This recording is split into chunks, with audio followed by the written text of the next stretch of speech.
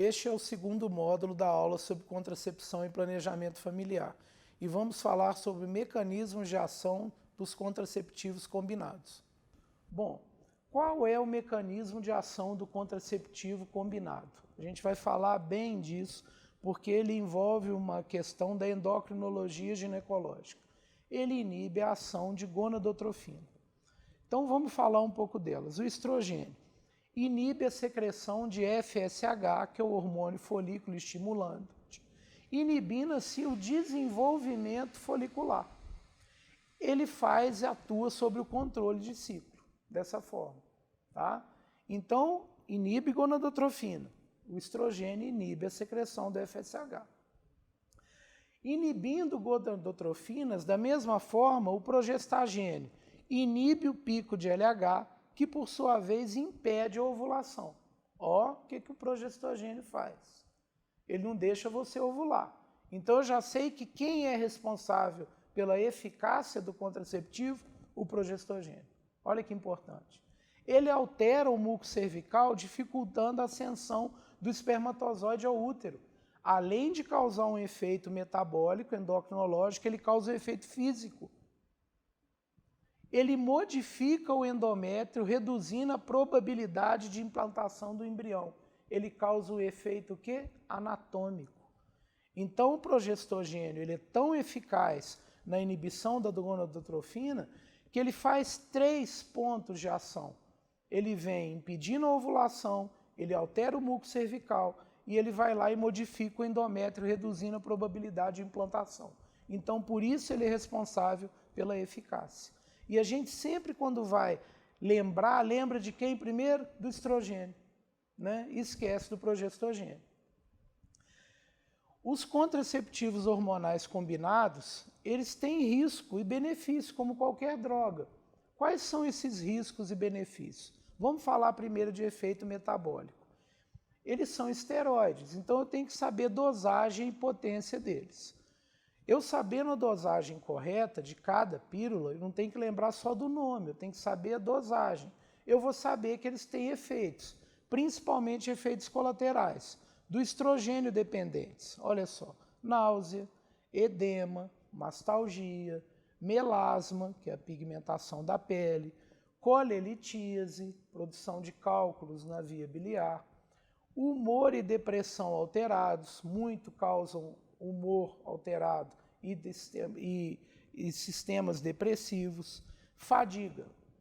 Vamos ver a evolução dos estrogênios desde a década de 60, quando a gente tinha o mestranol, passando pela década de 70 com o etinil-estradiol, vindo da década de 80 com o etinil-estradiol, estrogênios conjugados, e vindo aqui até 2003 com o etinil-estradiol. Olha só, lá do advento dele, em 1960, da pílula. Lembra da musiquinha do Odair José, gente? Da pílula? Parei de tomar a pílula. Até aqui, ele diminuiu 10 vezes a dose que a mulher injeta e toma. Então, olha só como evoluiu isso. Mas isso foi muito? Vamos estudar. Isso causou benefício à mulher que usa a pílula? Muitos benefícios foram causados por isso, né? O principal deles é que eu não precisava de tanta coisa para diminuir, para inibir a minha ovulação, para produzir o controle de ciclo, para não fazer o pico de LH responsável pela ovulação, né? Então eu tenho um gráfico aqui do ciclo menstrual normal, onde ali em torno do 14º dia eu faço o pico de LH e depois a ovulação, e aqui embaixo com o ciclo menstrual controlado com o uso de contraceptivo. Olha só, eu não tenho pico de LH, eu não faço variações hormonais, eu não altero tanto o meu endométrio, eu não altero o meu ambiente folicular, né? E esse início começa quando eu utilizo a pílula na fase de recrutamento folicular. O recrutamento é como se eu desse um sinal para o meu ovário chamar aqueles folículos para se desenvolverem, tá? Isso é muito importante também entender nesse mecanismo, que tem que ser entendido com simplicidade, tá? Ciclo menstrual é pensar simples. Como eu vou inibir um pico de LH? como eu vou evitar que eu faça alterações hormonais que produzam a ovulação, que não alterem o meu endométrio, né? Partindo para a progesterona. Quais são os efeitos colaterais da progesterona? Efeitos androgênicos. A gente vai entender que algumas progesteronas são derivadas de androgênio.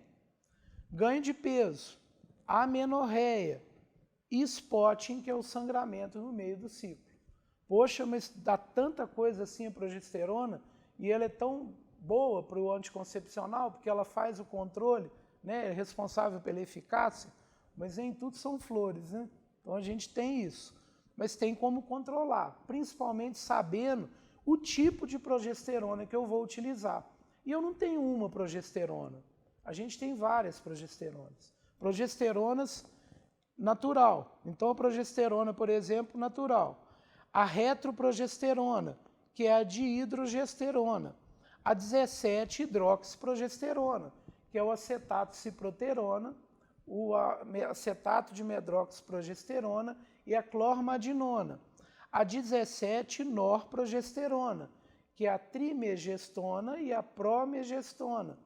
A 19-nortestosterona, olha ela derivando da testosterona. São os estranos e gonanos. Aí daqui eu extraio a noresteterona, o lervonogestrel, o desogestrel, o gestodeno e o norgestimato.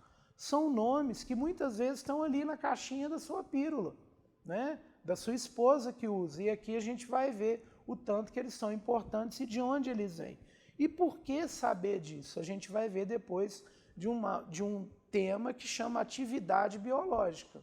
Toda droga tem uma atividade biológica. E olha só, a espironolactona, eu tenho progesteronas derivadas da espironolactona, que é a drospirenona. Então olha que droga rica, né? De onde ela vem, de como ela é produzida, de tantas opções que ela me dá.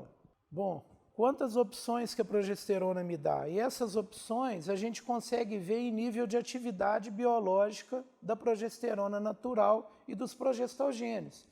E esse quadro ele é importante para a gente entender como escolher um anticoncepcional. Então, como eu vou saber que uma progesterona é ideal para um tipo de paciente? Vamos fazer um exemplo aqui. A gente vai pegar, por exemplo, a drospirenona, que é essa daqui.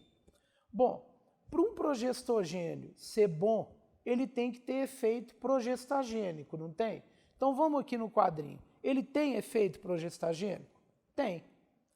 Para uma progesterona ser boa, ela tem que ter o efeito antagônico dela. Quem é o antagônico dela? É o estrogênio. Ela tem efeito antagônico? Tem. Olha ele aqui, drospirenona.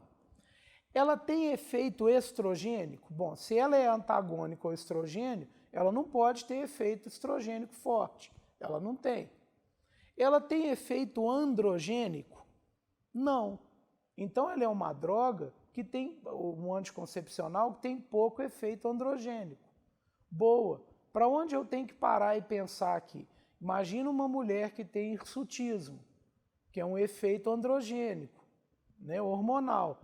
Ela é uma boa droga para quem tem hirsutismo? É, porque ela não tem efeito androgênico, né?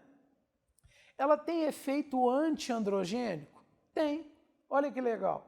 Como é que fica fácil pensar? Então ela é uma droga boa para quem tem efeito androgênico, quem tem virilização às vezes, né? Ela tem efeito glicocorticoide? Não. Então, às vezes, para paciente obesa ou que está preocupada com o ganho de peso, ela é importante. Olha em que ambiente eu estou lembrando. Lembra das pacientes com ovulação crônica de ovários micropolicísticos? Essa droga, será que é uma droga boa? Até agora está tudo falando que é. Ela tem efeito antimineralocorticoide, que vai fazer ação sobre edema, sobre inchaço, que é uma das principais causas de abandono do anticoncepcional? Tem. Então, olha como é que ela encaixa nesse perfil de paciente que a gente falou. E surta, obesa, com ovários policísticos. Então, quando você vai prescrever um anticoncepcional, ele tem que remeter isso tudo. Vamos lembrar agora de uma outra droga. Vamos aqui para o lervonogestrel, né? que também é muito conhecido e difundido. Então, ele tem efeito progestagênico? Tem. Então, ele é uma boa progesterona. Ele tem efeito antiestrogênico? Tem.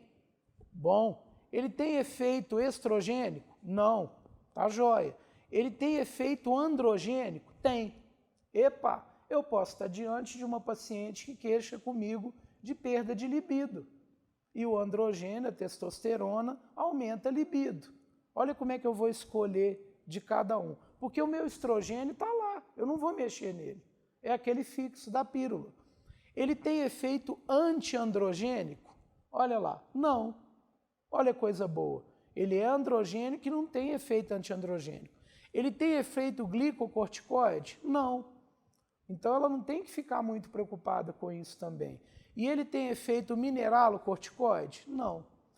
Vocês entenderam como é que a gente, conhecendo bem a droga e o efeito biológico dela, fica mais fácil prescrever anticoncepcional? Por que eu estou tocando nesse ponto? Uma das prescrições mais difíceis em medicina é anticoncepcional. Porque toda mulher vai usar num período da vida e ele mexe com todos os sistemas. E é uma droga que vai interferir socialmente, biologicamente, na família dela, no seu consultório, na confiança que você passa a ela. Muitas vezes a gente tem aprendido a prescrever anticoncepcional com a irmã, com a colega, com a tia, com a mãe que já usava. E existe ciência para isso. E é uma ciência bonita de se ver, ela é prática. A característica desejável, um progestogênio ideal, é aquilo que a gente citou. Ele tem que ter potência gestacional, seletividade, preservação de benefício estrogênico, ele não pode anular totalmente o estrogênio, estimular parâmetro de qualidade de vida, que é o que eu falei agora há pouco, né? Quando a gente viu aquele quadrinho anterior da evolução da droga, do estrogênio, ela diminuiu 10 vezes da década de 70, né? Olha o progestogênio, quem a gente estudou mais? Então eu tinha o noretrinodrel, lá em 1960, que ele continha 9.750 microgramas de progestogênio. Olha a drospirenona, gente. Na década de 90, eu fui para o desogestrel, 150 microgramas, o gestodeno, 75, depois eu baixei para 60 e mantive, e agora eu tenho um derivado da espironolactona, que é a drospirenona, que já é uma droga até conhecida desde 2003, né? Anticoncepcional. Quando a gente vai avaliar o impacto de quantidade de hormônio que eu dava para minha paciente, olha aqui, 162 vezes menos hormônio. Então, por isso que as nossas avós e mães não conseguiam tomar pílula. Imagina que horror que era. Dor de cabeça, vômito, cefaleia, edema, náusea. E era um medicamento importado, chegou no Brasil na década de 60, com um grande impacto social e devia ser realmente muito difícil tomar o anticoncepcional. Bom, quando a gente falou disso, a gente tem que lembrar que dos principais causas de abandono de pílula. Porque se anticoncepcional fosse essa maravilha toda de tomar, o que estava acontecendo hoje? Ninguém abandonava o uso da pílula e abandona. E tem muita gravidez indesejada. Então, olha só, o risco relativo, quando eu vou avaliar por efeito colateral o abandono, aqui, que esse estudo é importante, eu vejo que a náusea é o principal, o enjoo. Será que eu estou tomando o anticoncepcional correto para minha indicação ou estou tomando o anticoncepcional na hora certa? Imagina se você tem o hábito de jantar e tomar o anticoncepcional depois. O esvaziamento gástrico é diminuído à noite. Será que isso não é uma causa de enjoo e a gente está associando isso à pílula? Que horas que está tomando? Né? Eu tomo café da manhã ou não? Muitas mulheres saem em jejum para trabalhar e tomam a pílula e no meio da manhã começa a ter enjoo. Sangramento nos 3 primeiros ciclos é o segundo. Mastalgia é o terceiro. Depressão e irritabilidade, todo mundo muito junto, olha só. Né? É o quarto. Aumento de pelos, ganho de peso, cefaleia e tontura. Pergunta uma paciente se ela quer ter alguma coisa disso aqui. Se numa mulher que trabalha, uma médica, um advogado, uma juiz, uma engenheira, uma professora, uma motorista de van, uma professora de ginástica, ela pode ter isso aqui, gente, no dia a dia do trabalho dela? Secundário é um medicamento que ela usa todo dia? Ela não pode. Então, por isso muitas abandonam ainda. Será que a gente está escolhendo e orientando bem? Não é só passar o remédio. Os sintomas, né? A maior causa de descontinuação, isso é da OMS, de pílula, e a gente está falando de gravidez indesejada, de planejar famílias, é a ocorrência de efeito colateral. São mais comuns no primeiro ciclo de uso e alguns continuam após anos de uso da pílula. A gente tem que orientar sempre essa paciente. Uma boa orientação, você ganha mais do que o medicamento, o efeito do medicamento. Bom, os riscos e benefícios do uso de pílula, continuando. Eu vou usar um medicamento que vai alterar o meu processo de coagulação. Ele pode interferir sobre a pressão arterial, em ocorrências de trombose arterial e venosa, isso é muito comum, e a gente toda hora abre livros e artigos científicos e alertas até de sociedades da ocorrência de trombose, principalmente o uso de pílula. Eu costumo falar o contrário. A mulher desenvolve trombose principalmente na vida dela, na gravidez. E a pílula evita o quê? A gravidez. Então a pílula evita a trombose. É um contrassenso. Mas a gente vai alertar e vai ver os números que a maioria das mulheres que morrem de trombose ou que tem trombose tem na gravidez. E se eu tenho uma gravidez indesejada e eu associava a isso o meu medo de tomar pílula para não ter a trombose, eu vou estar provocando um risco aumentado de ter trombose. Sobre os carboidratos, eu posso ver que o progestogênio altera um pouco o teste de tolerância à glicose, altera a secreção de insulina e de glucagon. Sobre os lipídios, eu tenho que produzir, às vezes, um aumento dos colesterol, diminuição do HDL, aumento do LDL, efeitos sobre doenças cardiovasculares, a trombose que eu falei, aumento do fibrinogênio e do hematócrito. Isso está relacionado à arteriosclerose? A gente ainda não tem estudo científico que comprove, tá? A hipercolesterolemia, a hipertensão, a associação com tabagismo e diabetes, que a gente deve evitar. Efeitos neoplásicos. Sobre o câncer de mama, muitos estudos colocam o uso do anticoncepcional como um risco aumentado para ter câncer de mama. Graças a Deus, a citogenética e a evolução dos estudos de painel de genoma humano colocam uma segurança muito grande nisso, que você pode, através de análise de DNA, fazer um cálculo sobre o risco de câncer de mama. E você define isso muito bem hoje. Ainda não há uma associação firmada, correta, de que essas mulheres vão se beneficiar ou vão aumentar a chance de ter câncer de mama. Câncer de colo uterino tem um fator até protetivo pela questão do autocuidado que aumenta.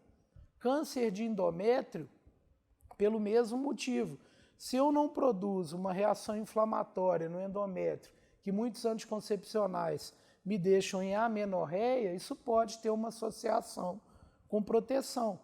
Câncer de ovário, pelo mesmo motivo. A ovulação, ela cria um trauma no ovário com a ruptura do folículo. Isso é um processo inflamatório que teria associação com a gênese do câncer. Então, o anticoncepcional protegeria essas mulheres que ficariam em anovulação por longos períodos contra o câncer de mama.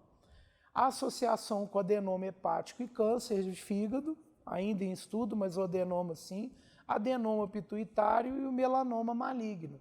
Então, quando a gente vai prescrever a pílula, principalmente com a questão da mama, do endométrio, do colo, do adenoma hipofisário, pituitário, hepático e melanoma, a gente tem que alertar essas mulheres quanto à possível ocorrência.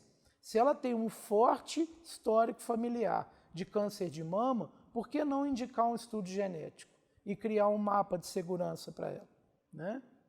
As contraindicações. Como toda droga, os anticoncepcionais têm contraindicações. Elas podem ser absolutas, que são doença vascular em atividade, doença sistema como lúpus, anemia falciforme, tabagismo associado à idade acima de 35 anos, câncer de mama e de endométrio, gravidez e cardiopatias. Contraindicações relativas: tabagismo menor que 35 anos, enxaquecas sem aura ou com aura, amenorreia, depressão, diabetes gestacional, diabetes insulino dependente. A questão da enxaqueca é avaliar a associação. Na maioria das vezes a enxaqueca com aura é a contraindicação absoluta ao uso do contraceptivo oral combinado. Mas eu tenho os benefícios. E quais são esses benefícios? Eu vou diminuir minha perda sanguínea. Na maioria das vezes, quem usa contraceptivo, os dias e o volume de sangramento diminui. Diminui a incidência de patologia mamária benigna, que são aquelas alterações fibrocísticas da mama, né? A antiga displasia mamária. Inibindo a ovulação, eu vou diminuir a minha síndrome e controlar, às vezes, pré-menstrual e a dismenorreia. Dismenorreia é a cólica menstrual. E muitas vezes a cólica menstrual incapacita a mulher ao trabalho. Ela não consegue trabalhar. Imagina uma professora que não consegue dar aula porque está com dismenorreia, né? Diminui a incidência de cistos ovarianos, porque eu não vou ovular, eu não vou desenvolver folículos. Diminui a incidência de gravidez ectópica e diminui a incidência de DIP pelo autocuidado. Assim encerramos esse módulo. Você pode reforçar o conteúdo em nosso caderno digital.